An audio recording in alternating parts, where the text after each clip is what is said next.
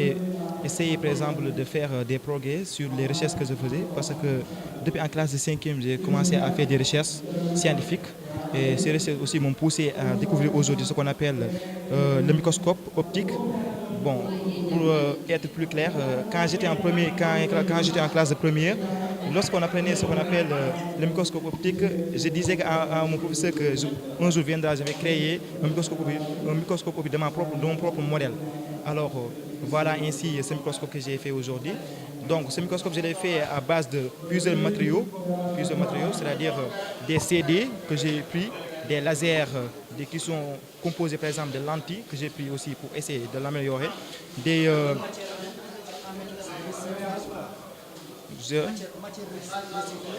matières, oui, des matières qui sont recyclées. Alors j'ai pris des matières qui sont recyclées, c'est-à-dire des interrupteurs, c'est-à-dire des choses que j'ai ramassées et dont je pensais que je pouvais l'utiliser pour faire ce microscope.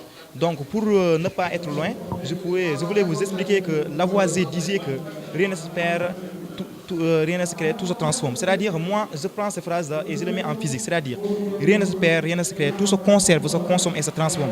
Toutes les matières que nous voyons qui sont en train de traînasser dans les rues, on peut les reprendre, encore les recycler et d'en faire d'autres matériaux. Comme ce microscope, aujourd'hui, j'ai pris des matériaux qui ont été lancés, qui ont été jetés.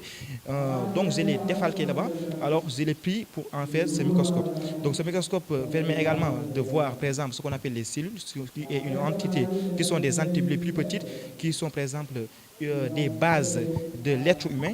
Alors, dans l'Antiquité, les scientifiques ont essayé de découvrir ce qu'on appelle les microscopes, mais on a essayé, par exemple, autant pour moi, de découvrir ce qu'on appelle les cellules. Mais ces cellules-là ne pouvaient pas être découvertes si on n'avait pas découvert ce microscope. Lorsqu'ils créaient ce microscope, bien sûr, avec des objectifs qui sont différents, ces objectifs, alors, ils ont vu les cellules et à un moment donné aussi, il y a d'autres scientifiques aussi qui ont découvert ce qu'on appelle la division cellulaire, ce qu'on appelle la mitose. Ensuite de ça aussi, il y a un Français aussi qui disait que voilà maintenant, la biologie a trouvé son atome car c'est la cellule. Alors, pour ne pas être loin aussi, ce qui va apporter en est que si on, par exemple, on l'améliore, ce microscope, ça pourrait par exemple nous permettre de voir des cellules, nous permettre aussi de voir par exemple des maladies, de prévenir des maladies, mais aussi de soigner des maladies.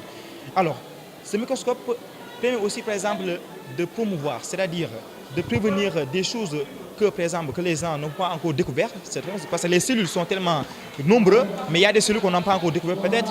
Donc ce microscope aussi pourrait aussi l'objet aussi de découvrir des cellules qui viendront dans le futur qu'on va découvrir, pour essayer par exemple d'améliorer la médecine, d'améliorer ce qu'on appelle la biologie cellulaire, mais d'améliorer aussi la génétique en tant que telle.